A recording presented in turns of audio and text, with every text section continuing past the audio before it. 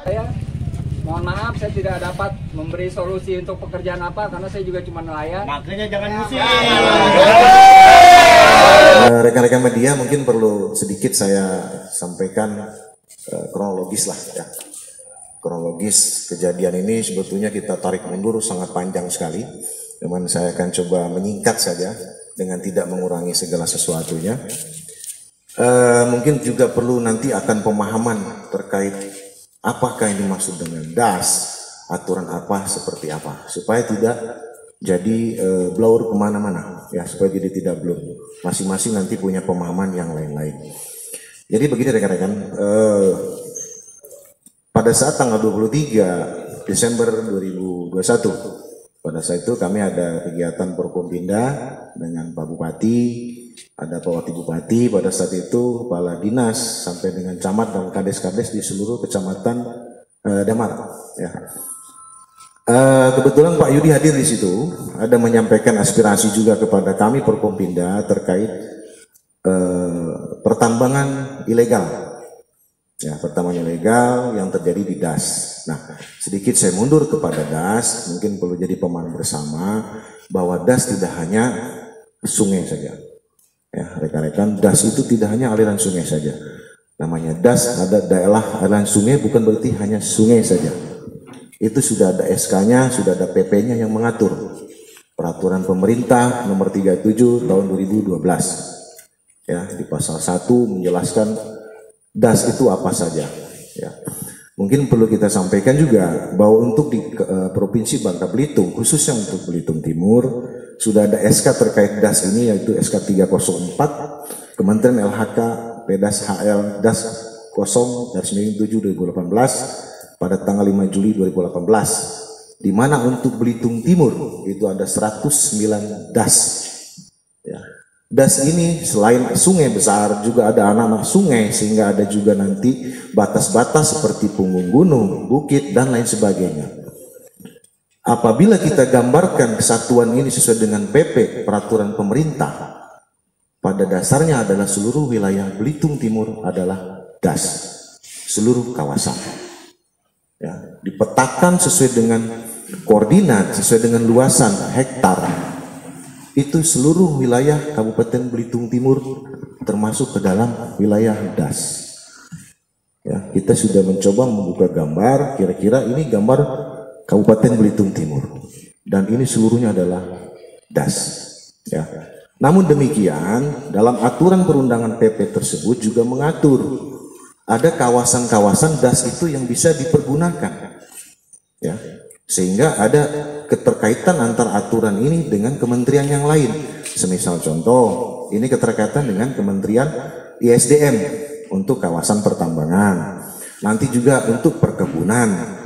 Sehingga ketika ada izin daripada kementerian terkait, diatur lagi dengan undang-undang khusus kementerian terkait tersebut, bisa diperdayakan, dimanfaatkan oleh masyarakat. Ya. Ini biar kita pemahamannya sama dulu. Ya. Jadi jangan hanya kita cerita sungai saja. Ya, kita DAS itu adalah keseluruhan. Inilah frame besarnya seperti begitu, rekan-rekan. Kembali kepada yang awal tadi, akhirnya saya dengan Pak Bupati Forkompinda, ya sudah, kita akan coba tertibkan.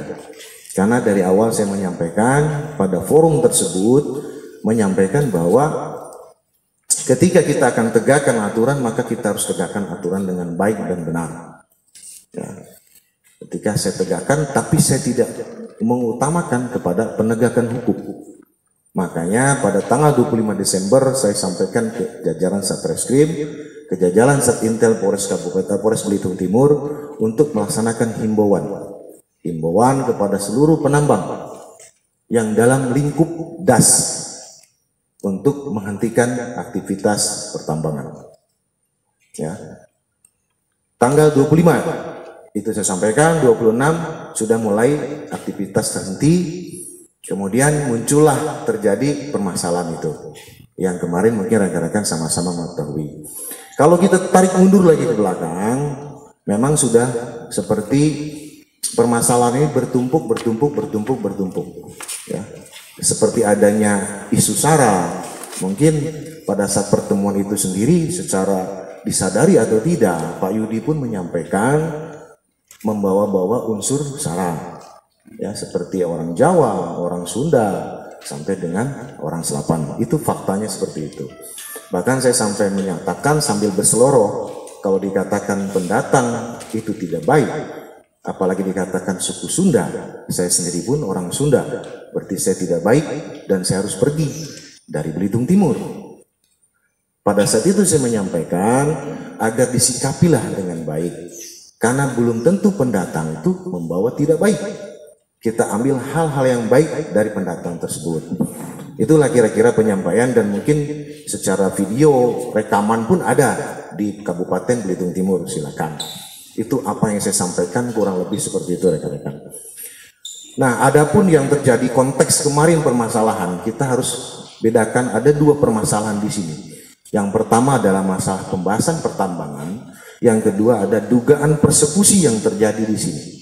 Ya, mungkin yang melatar belakangi seperti kami tadi lakukan pemeriksaan, makanya pada saat kami mendengar ada informasi pergerakan massa, ya, pada saat itu Kapolsek melaporkan, saya sampaikan perintah Kapolsek segera ke TKP dengan anggota Polsek. Kami sedang ada kegiatan forum diskusi grup dengan seluruh jajaran Polres, Polda, Krimsus Polda dengan kementerian terkait, dinas kementerian terkait yang ada di Provinsi Bangka Belitung, membahas masalah pertambangan, perkebunan, dan lain-lain termasuk DAS. Sampai berakhir baru hari ini. Saya sampaikan monitor terus pergerakan massa, ada berapa jumlah massa dan lain sebagainya. Saya sampaikan perintahkan kepada Kabak Ops segera berangkat, Kasat Lantas, Kasat Intel, Kasat Sabara, dan Kapolsek yang sudah hadir di sana. Mungkin rekan-rekan melihat di dalam video seolah-olah ada pembiaran dari polisi.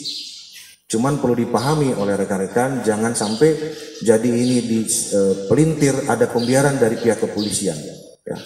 Saya tahu anggota saya seorang perwira sudah bisa menentukan mana risiko-risiko yang akan terjadi. Ya, ketika jumlah massa lebih banyak, sedangkan polisi baru hadir sebentar, sedikit saja, karena yang lain masih pergerakan dari arah Polres ke sasaran, jelas ada harus yang lebih diutamakan, dalam hal ini adalah keselamatan dari Pak Yudi itu sendiri. Jangan sampai massa seolah-olah nanti dihalang-halangi malah oleh petugas. Petugas sudah mencoba menyampaikan dengan baik dengan massa, tapi yang dikhawatirkan adalah terjadi anarkis. Ya, jadi jangan sampai ada persepsi bahwa pembiaran dilaksanakan oleh polisi. Setelah itu rombongan dari Kabakop juga sampai di tempat, tidak lama massa sudah membubarkan diri. Bahkan sampai malam kami tetap monitor. Jangan sampai ada massa susulan, apalagi yang membahayakan keselamatan dari Pak Yudi.